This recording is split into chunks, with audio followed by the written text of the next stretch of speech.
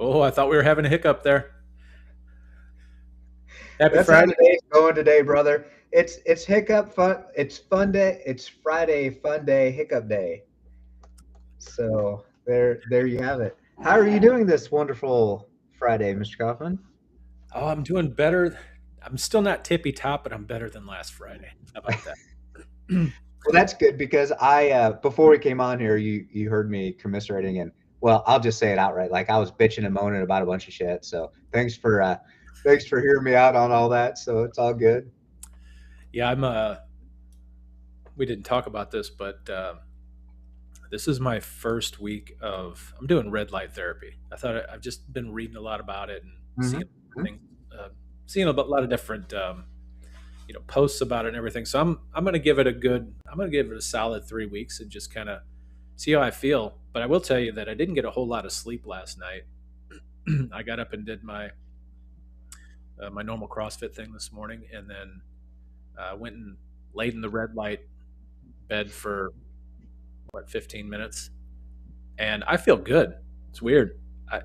Who knows? Might be my diet is why I feel good, but um, I don't know. I feel refreshed when I get out of that thing. I feel really good, almost like a sauna, although it's not hot. But anyway, yeah, that's my. Hey, this is a different Friday. It's not like all other Fridays where all I do is complain at the beginning of the podcast. I'm actually, it's a good day. It's a really good day. No, that's my job today. Can I just say for the record that every day that goes by, I am less and less excited for anything that's under the umbrella of technology. It in no way makes my life easier in any way, shape, or form. And I know you have an app for just about everything. I have yet for you to give me the app that actually makes my life easier. That's the app that I want. Life easier. Yeah. It's still waiting. I'm still waiting. I hear you. The problem is that they're built so fast with such speed and rigor that there's a lot of mistakes made in every single one of them, and none of them really function. It seems like, anyway. I will tell you, we're way off topic, but my wife has she has an app called Hero FM. It's like a podcasting app, and this thing is gangster, man. This thing, like, if you want to do it, like if we wanted to repost this podcast somewhere, this thing makes like these beautiful landing pages. It'll monitor, once they hit a certain spot or certain length of watching a video, it'll send an email, and it's really gangster. But not that we really have a need for anything like that. But that is one piece of software that actually works and makes her life easier. So, yeah, so you say, but it might make it easier from the perspective of the person watching the podcast, but not necessarily easier from the perspective of the person that has to distribute out. Yeah. That'd be you, the podcast, right? The logistics behind all that, but it's all good. It's all good. I've just resigned myself to the fact that you know what I'm going to do is I'm going to start making a list of prompts for Skynet, and I'm just going to ask it. I'll figure out 100 different prompts, 100 different ways to just create an app that actually makes my life easier. That's all I'm going to ask.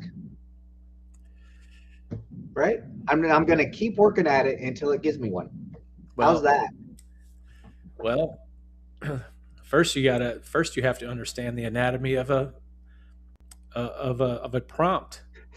And then there's prompting software that you build prompts. Like, it's just one thing.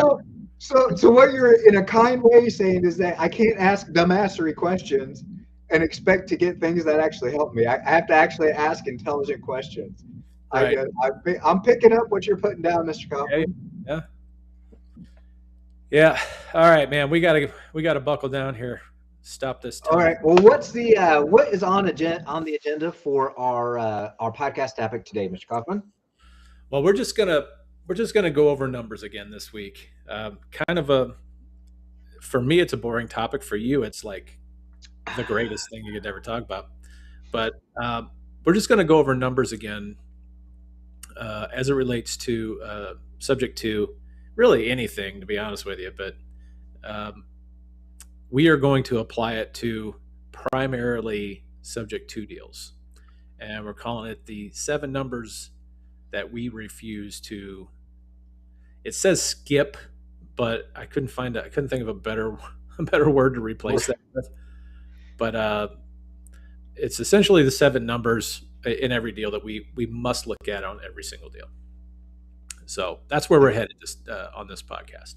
Just to preempt that a little bit too, some of it may be like a little captain obvious, especially if you've done real estate. You know, you're a real estate investor, you've done real estate deals. But we just wanted to go over it kind of as a springboard off of from last week where we were looking at, okay, what's the outlook for creative deals in 2026? And we said everything was tightening up, right? You better know your numbers. And so we thought, okay, well, this week let's talk a little bit more detail about the numbers.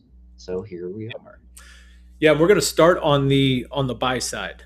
So as to not confuse anyone, when we start talking about these numbers, initially they're going to be, you know, they're going to be on our buy side when we're going out and we're buying a property subject to. So let's start off the most obvious one, and this is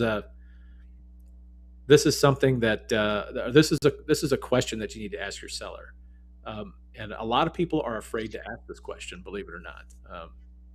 And you know, I guess kind of it's one of those things where you got to have a little bit of a tough skin to ask this. A lot of people just don't like to dig into sellers' personal, personal financials. But the number one question that we have is, what's the payoff? Right. So what is the what is your mortgage balance on the property? You can't do a subject to deal without a mortgage. So if you're going to be doing subject to deals, well, you're going to have to know what the balance is on the mortgage. So I'm going to include in that though the equity cushion.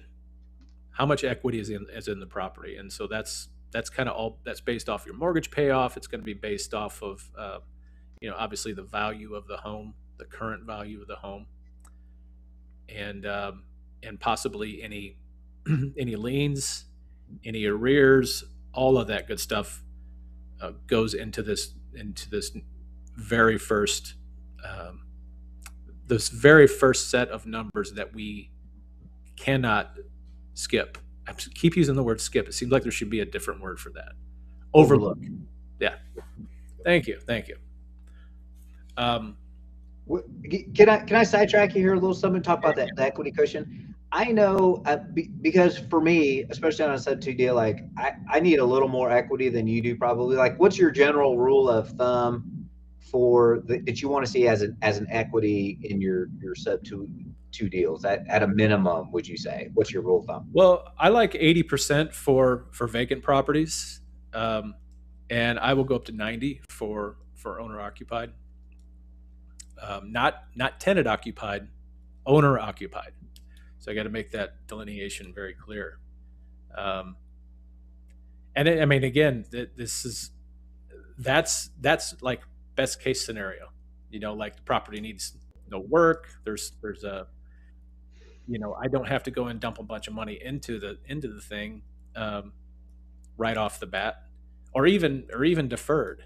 Even if there's deferred maintenance, all of that stuff comes into play. But if it's in tip top shape and it's owner occupied, I'll go as high as 90%. So you're saying, have you ever? because you always are much more about the monthly cash flow. So let's say that there was the monthly cash flow, I'll just make it up, was $500 on a sub two deal, was $500 a month, but the equity, it was about 6%, less than the 10% you just mentioned, was about 6%.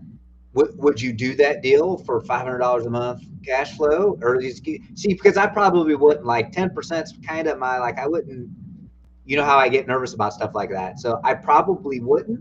I mean, maybe it was $1,000 a month cash flow, but like, then there'd probably be more equity in it. But would you do a deal like that? Would you, for the monthly cash flow?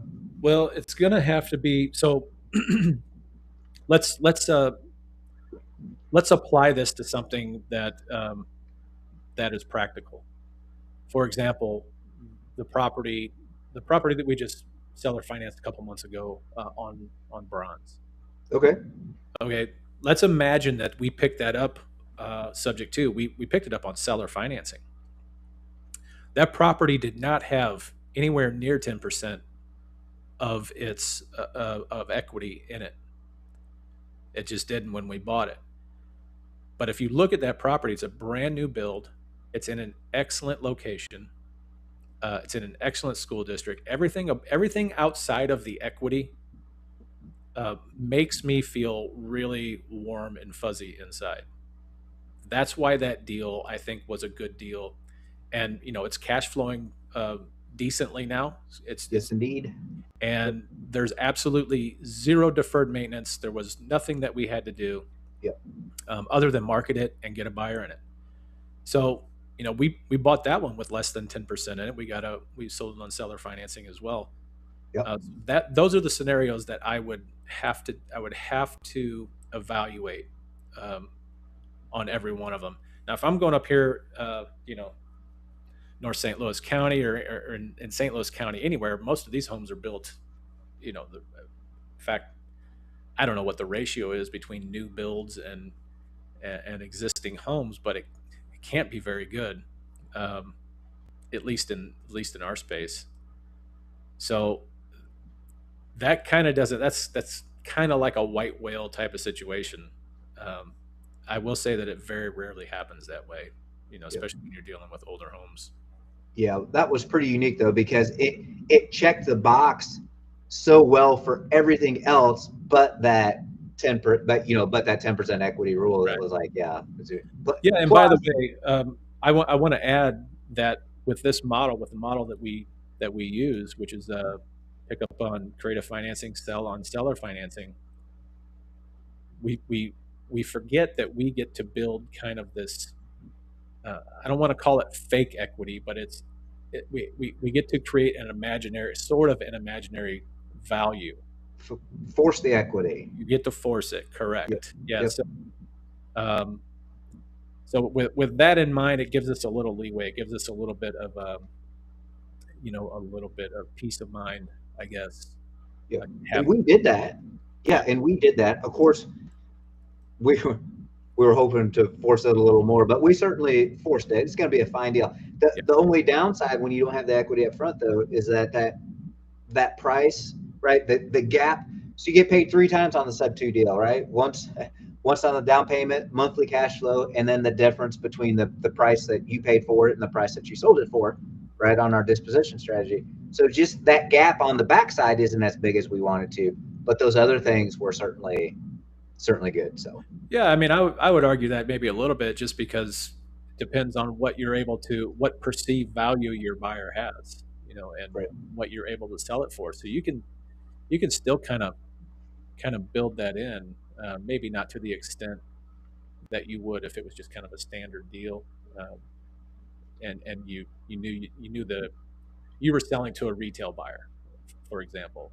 I mean, they're going to have people representing them. They're going to have an agent. They're going to, you know, that price is definitely going to be lower. Your sales price is definitely going to be lower, um, or it's going to be market average at least. So it'd be much harder to do, I think, if you were if you were just selling a property outright. But anyway, that's it's all a lot of interesting interesting little twists and turns. And this is, I think, this is the most intriguing thing to me about creative finance is there are rules, but there are other rules that are not set in stone. You can just turn knobs and push levers and um, kind of make things work that normally in normal circumstances would not work. That's what I love about it. Yep. You're just so you know, too, your volume is getting a little weird again. Did it do it again? Yeah. So just so that was better. I don't know. But just to end that one up, so our first, so going back, so number one is right. You need to pay off, and you need to make sure that there's equity in the property that we just discussed. And if you don't have room, right? If you don't have an equity cushion and you don't have room for repairs, right? And maybe it's a pristine property, but there's always some kind of bad luck, right? Maybe there's termites in your deck that you didn't see originally or whatever, right? Like you need to make sure that you account for things like that. Number one. Number two, right? Numbers we love to use, right? Numbers we love to focus on. Number two, the actual, especially for sub-2, the actual monthly payment. So that's principal and interest on the sub-2 loan, right? But that's also taxes, that's also insurance, that's also association, condo dues, whatever, depending on what type of property it is, right? You need to make sure you know all that. And you also better, I'm going to toss in another one too. You also better know the local utilities, especially your friggin' water district and your sewer district. Like you better know those numbers. Sometimes that shit can get crazy. Liens on there too, but for sure you need to know the pity, right? The PITIA, principal, interest, taxes, insurance, and association dues. Better know that for a fact and Yeah, verify. yeah. There's not much to say about that. That just has to be done. And one thing I will throw into this that it's kind of rare unless you're in some kind of an association, particularly if you're in a condo association or um, even like a townhome type of environment. Um, Special assessments, man.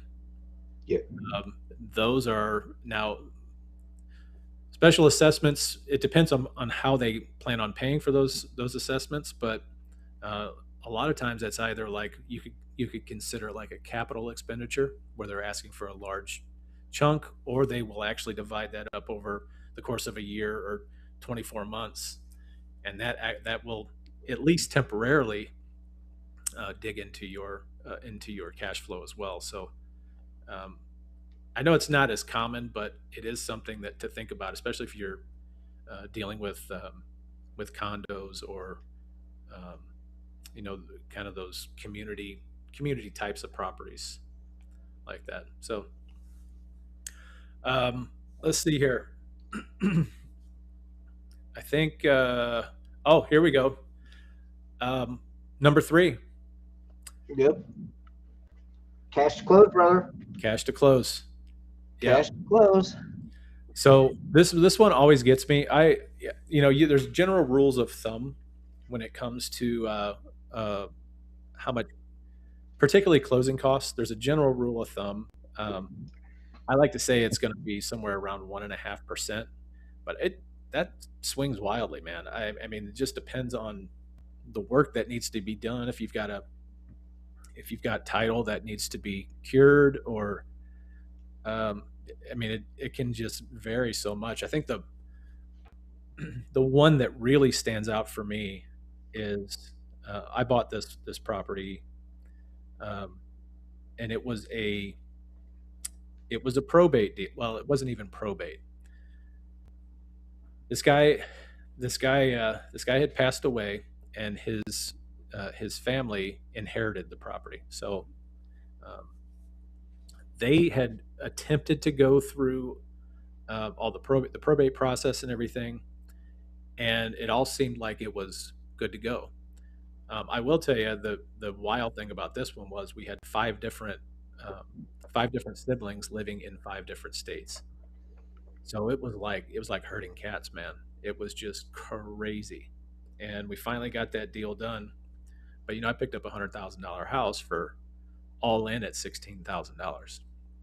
So it's a really good deal. But I got the surprise to me was that the closing costs on that, because of all of that work that went into herding these cats, as I said before, I could have got that house for like $9,000, but just all the work that went into finding these folks and all the paperwork. We had 5 different quick claim deeds. We had Oh yeah, yeah. all of these affidavits. So yeah, that ended up costing me an extra $9,000. So I'm sorry, an extra 6,000, I think. I can't remember. I can't remember exactly how much it was, but closing costs. And you can find this stuff out. You can just ask your title company to give you. Obviously, they have a fee schedule. You can get a fee schedule from them, but then also you can get an estimate for if you have title that maybe needs to be cured or it's not clean, it needs to be cleaned up. So there's that. And if we're talking about subject to deals, a lot of times we're buying pre foreclosures or people that are in foreclosure. Maybe they don't have an auction date set. Um, a lot of times those folks will have arrears. They'll have a mortgage arrears, and it's very hard to ask a seller to pay for mortgage arrears when they're in arrears. When the mortgage is in arrears.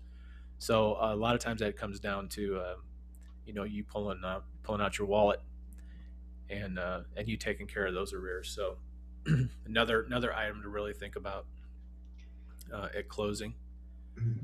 One thing that we do is that I think we're not unique in this circumstance, but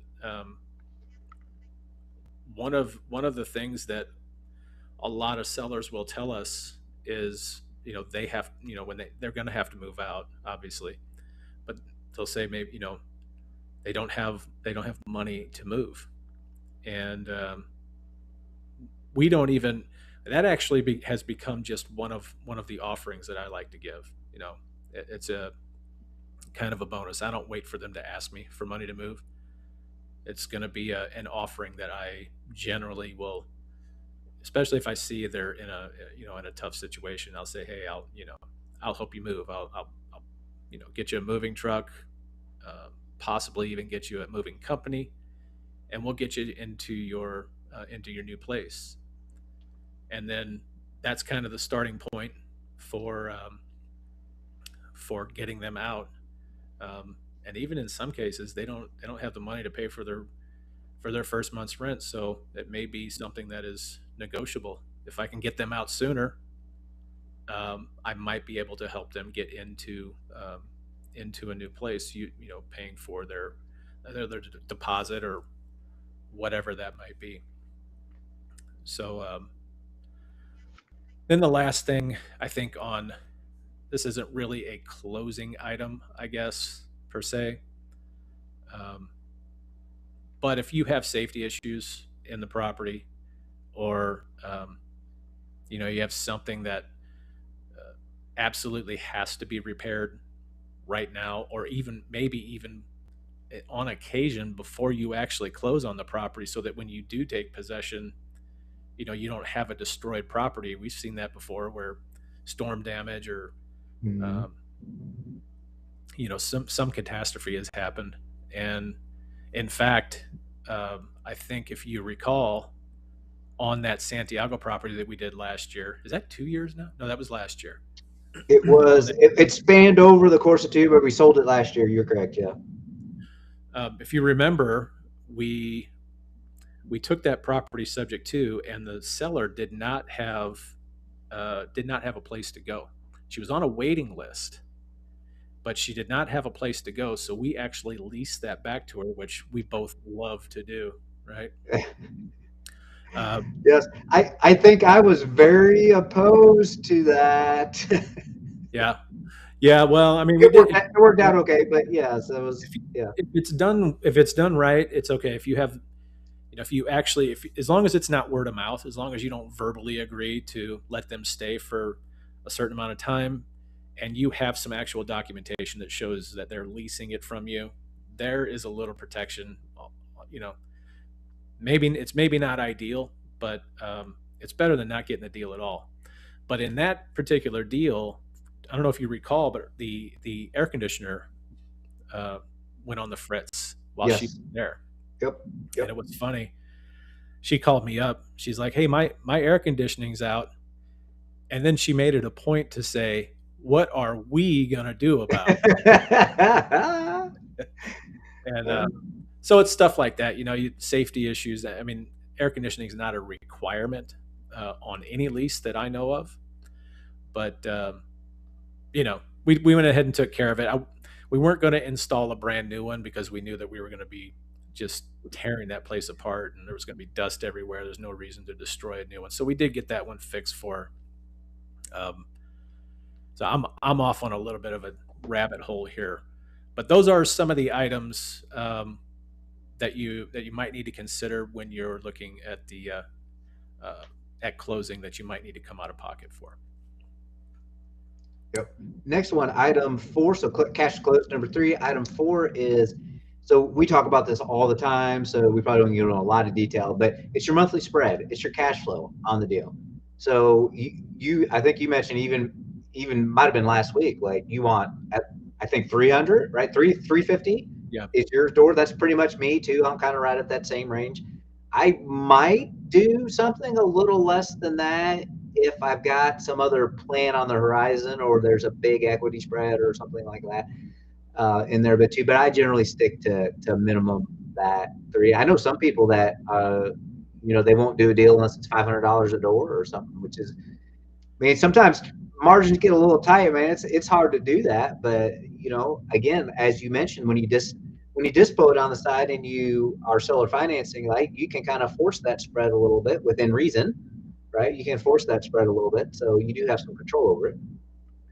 Yeah, and again, I would say with spreads that are, you know, at my minimum, it's also going to have to be. We've got to look at the condition of the house. You got to consider, is there deferred maintenance? What is going on with the property? Uh, I couldn't go in and buy a property with a busted up roof and uh, an HVAC system that when you turn it on, it squeals like a pig. You just can't. That would not make me feel good if I was only getting $300 a month on a property that there are imminent repairs that need to be made. So um, again, you just have to weigh that out. I guess if it were a newer property with all new systems, that might be worth looking into. Um, and this is, I think, a little bit of a side note. I think this is why we need to, regardless of what market you're in, I think you need to do sewer lateral inspections. You don't have to do, a lot of people when they make offers, they don't have to do, um, they don't have to have the house inspected because all of that stuff, most of that stuff is visible, but you just can't see a sewer lateral. So I think that's um, one of those maintenance items that you should probably have inspected, especially if your expected monthly spread is on those lower limits, for Yeah. sure. No surprises. What would you basically say is that no surprises, Yep. especially if you're cutting the margin thinner. Yep. Can I also say too is that make sure, is I've seen this mistake before too, and if I think back over the 25 years I've been a real estate investor now too, so that's how old I am.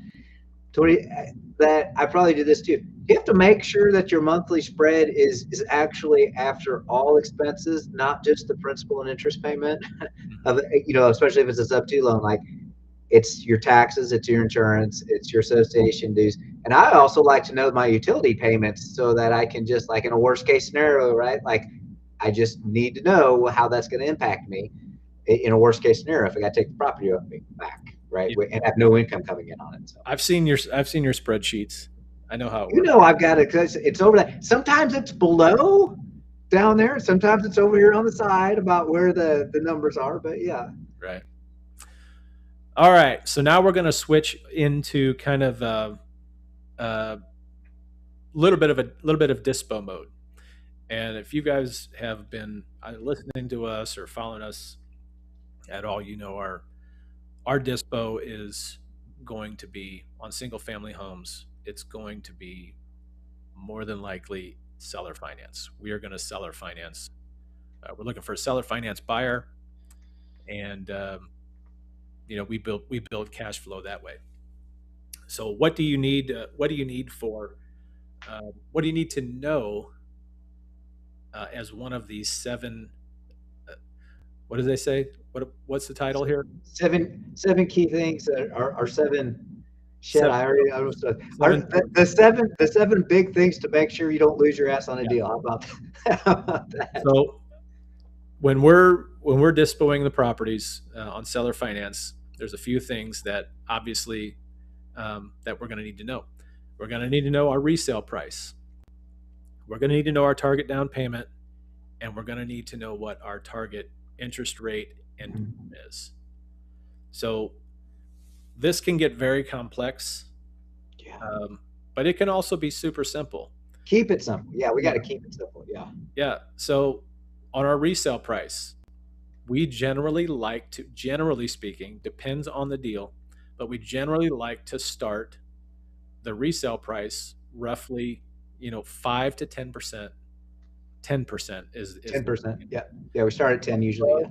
above what, um, for me, it's above what the most comparable comp in the neighborhood is.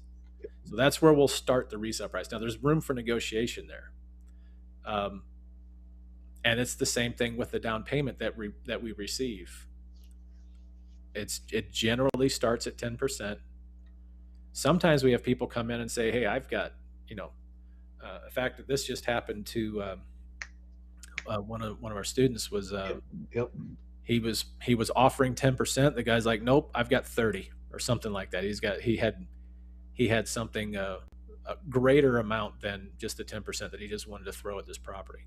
So, but 10% generally is where I like to sit, and this is going to vary depending upon what you like, and it's kind of a personal decision. But I think 10% down, um, being the median. But I think the bigger um, the larger thing to look at is is what this individual, your buyer, is putting. What are they? Is what they're putting down on the property? Is it? Would it be painful to lose? And really, that's skin in the game is all it is. And this is kind of why I got our lease options as well, because I was getting on average $3,000 to $5,000 on an option contract, um, and I wouldn't want to lose $3,000 or $5,000, but that's not a ton to lose. That's not Not painful enough. Yeah. not painful enough for sure. So that's why I say, a down payment of 10%, it's going to be pretty painful to lose that. So there's incentive there for them to keep making their payments.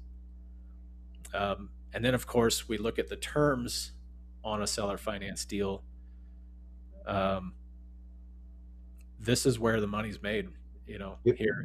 I mean, I just love building terms. I love, you know, pulling those levers and um, just being able to dial in a deal so that it totally makes sense for you as an investor, but also makes sense for a buyer. There's just this fine line. It's like an unspoken or an unseen line, where the deal just hits on all fronts. It's a good deal for the buyer. It's a good deal for you. Um, and again, interest rates. Now, I'm not a shark. I don't go out and just try and get the. I know there are people out there that really want those interest rates to be, super high, and they have different motivations than I do. Mine is to get somebody in a buyer and keep them in there for a long time. A lot of those folks, a lot of the folks that I'm talking about, their motivation is they want to be able to sell a note. And, obviously, if you sell a note to someone, you need to have a high interest rate on that note. Makes it much more marketable. It's not my interest. I have no interest in doing that. So, am I missing anything here?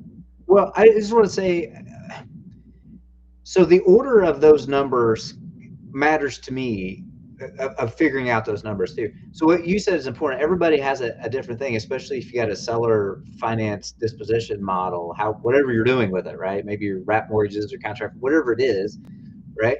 You have an arbitrage rule. So the sub two mortgage is maybe at 5%, and you get a 3% arbitrage rule. So that means that you're not going to have a rate lower than 8% on the seller Right. financing you provide to your end buyer, right? I don't, that's all good and well, right? But I like to think of it the other direction. I like to say, what is the reasonable monthly payment, right? Because everybody is more concerned about what's my monthly payment than, oh shit, I've got to pay $400,000 of interest over 30 years on this note. Like, people don't care about that. They Mm-hmm. care, can I make $2,000 monthly payment? So I like to look at that first and say, okay, what is a payment that this place can support in the condition that it's in, right? And so you look at rental comps and you figure that out. And I like to go high. You like to be in the middle of the rental comps, but I like to be in the upper quartile because we're seller financing this to somebody, and unless it needs a bunch of repairs, right? I mean, it just depends on the condition of the property. But I like to be kind of in that upper quartile, and then I go backwards and to say, okay, if this is the monthly payment, here's my principal, interest, taxes, and insurance. Here's my pity payment. What's that gap? And then what's the interest rate look like? And what would that? So I kind of figure out those other numbers, starting with the what can I get from a monthly payment perspective on it. So Yeah. Well, this is a great segue into what you just said, our number six on our list, and that is timeline. Um, the reason that I like to go, generally, what I'll do when I'm trying to dispo a property is I will go out and I'll look at rental comps, because the way that I see this is that, just like to your point, people say, what can I afford per month versus what am I paying over the course of 30 years. yep, yep. It's gotten to the point where, it's almost like renting is, has become the new American dream. It's just, so what I kind of look at it as like, why would somebody go and rent a property when they could own something for less than what, for and pay a monthly payment and build equity for less than what they're renting it for. And so that is why I do that. And I do that because of this number six, the timelines. How fast my my primary objective, I think, when I get into a property, not I think, I know this, is turnover. How fast can I get into a deal versus how fast can I get out of a deal? And I think this is kind of there's been a couple times that it's not really worked out that way, but the majority of the time, this method where I go out and I look at rental comps and I come in with a payment just under that, the or kind of right in the middle of those comps, it helps me to dispo properties super fast. And I don't have all the expense of holding on to those while I'm trying to get that super high, that super high rate. Like I say, it doesn't work every time, but you know, we had, again, I'm gonna talk about that same student. He had like a textbook kind of Jeff Kaufman deal. Yes. Was he got in it at a decent price. They got in, cleaned it up. I think they put floors in it, painted it. I don't know. I don't remember if they did gutters or what, but got it cleaned up and put it back out there for, if I kind of followed that rule. And literally, I think in 2 weeks, is that what it was? You know who I'm talking about? Yeah. Yeah. Yeah. It was like 2 or 3 weeks. Yeah. It was quick. 2 weeks, he had somebody in there and was just, that guy was tickled to death that he found this property. And I mean, that is turnover, man. That's super, super fast. And so I don't know. I'm probably gonna hang. I'm gonna be a hanger on that one. I mean, like that's textbook. That's how it's supposed to happen from my perspective. But so anyway, that's kind of what I was talking about, like how it led into this the timeline thing. And then of course we look at like uh, things like for example, like the lady on Santiago we talked about earlier. When like she had an apartment waiting for her. Well, you know, how are we going to work out this deal so that you can stay in the house while um, your apartment becomes while you're waiting for your apartment to become vacant? Well, I think what we ended up doing was we actually just charged her because she was willing to pay rent. We just charged her what the we didn't charge her anything over and above what the mortgage was, but that was still money out of our pocket. We still had to, we still had some things to do to the property now that we're landlords.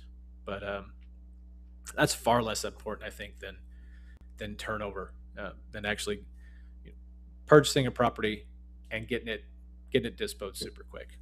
What are your thoughts? So yeah, so you focus there on disposition quickly, but you also want to close quickly. Like you want to acquire it quickly, dispose it quickly, and what's that timeline?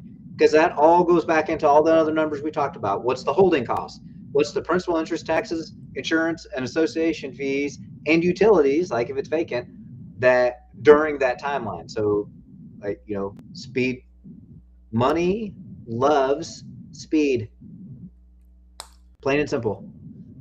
True, So, so that's true, true, the true. last one. Yeah, the last one. We are at item number 7 of the key numbers we never ignore, never overlook. Key numbers is risk and reserve. Risk and reserve. You talk about this.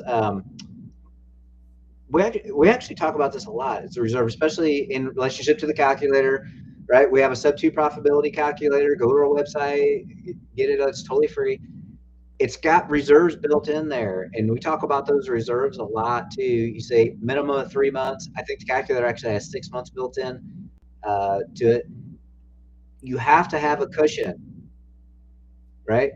If you don't have a cushion, you are one item away from being in the red, right? You're an HVAC away from being in the red. You're a water heater away from being in the red, right? You just found termites on the in the deck. You're one item away from being in the red if you don't consider reserves. And I'll be as guilty as this. Sometimes I kind of ignore those. Like we see these super hot deals, and it's like I mean the margins will get on you to worry about that. But like this one here that we have, our townhouse that we have, we we thought it was such a super hot deal, and we still have it, brother. Right? So I mean, from last April, so we're going on 9 months now of that. We'd never dreamed that this particular property would be in that state. So you can never tell, right? That's what we love about real estate. You can never quite tell, right? The ups and downs of it. But you better have some reserves and be able to weather the storm, right? Yep. Yeah, for sure. I don't know, the risk part of that comes into is, I mean, when we're assessing risk on one of these things, we're looking at like things like vetting your buyers and things like that. But um, really, the real risk is that ultimately that the underlying payment on particularly like on a subject to deal, that payment isn't getting made. That is the major risk. So obviously the answer to that, you're not going to be able to, you know, they're going to expect their money. So the answer to that is reserves. And I think, if I'm not mistaken, I think in the sub 2 calculator, I think we have it set at 3. Is it 3? I don't remember. I don't have it up Maybe in front of me. it's But I, yeah, again, that's a bare minimum. bare minimum. Yeah, 6 Yeah, is better. but I would double that figure, and maybe we should just set that at 6 and be done with it. But at least 6 months. I know I would really prefer to see a year if you have it. That would be ideal. So Yes, indeed. anyway, all right. What else? Anything else? I think that's true. Maybe just maybe we'll wrap it up by just having a few key takeaways. Even if all those seven numbers look generally good, like a deal isn't always a deal, even if those numbers look good, right? You want to make sure that you know your monthly payments are not too high, right? You want to make sure that that's the case. You have to make sure we talk about this devil, the devil's in the details, right? Insurance is a devil, and it's a detail that kills you, Yeah, that's a good one. right? And so you have to make sure that you can properly insure. We talk about this. Maybe we ought to do a podcast about insurance and doing what's the right level of coverage. We hear this a lot too. Most investors underinsure their properties tremendously, and so you want the right level of insurance coverage. And what's that number? And is it affordable and reasonable? Um, you also have to make sure, especially if you're doing a sub two deal. We talk about this a lot, right? You're entering a relationship with that seller, right? You're taking over those responsibility for the payments. Their name's still staying on that loan. You have a relationship with that seller for however long you own that property until that sub two loan is paid off, right? Don't get involved with crazy sellers. Yeah, Go with your gut. Go with your gut, right? So just keep that in mind. And again, margins are tightening up here in 2026, like on all deals, regardless of sub two deal, not a sub two deal. Shit's tightening up. You better know your numbers. You better have your reserves, and don't hope, right? Don't hope. You got to make sure that you have a plan and you can execute the plan. well said, sir. All right, man. I And I think that's really, it for today's episode. I think so. I'm beat up from that. Oh, so Yeah, it that is fun though. It is fun to like. I love to be able to tell those stories. You know, just to have those experiences and be able to tell those stories. Just to because it's literally how I learned how to do all this stuff. So yeah, yeah, and you know too. I think the other thing that's important too is that we still make plenty of mistakes. We've been doing this a long time, and I'd like to think that we don't make the big mistakes anymore. But we even admitted several times last year. I mean, we were spread really thin, and we overlooked a couple of things. Didn't break a deal or anything, but certainly shouldn't have been overlooked. But like we still learn too. yeah, for But sure. we've learned that these seven key things, like you better know them. Yeah, I also think the number one thing that this business has taught me is patience. Yeah, Things move super slow in this business. I mean, it's just whenever you're relying on other people to get their part done. I guess it's not unlike a W two, but you have somebody driving. You know, you have somebody driving a team.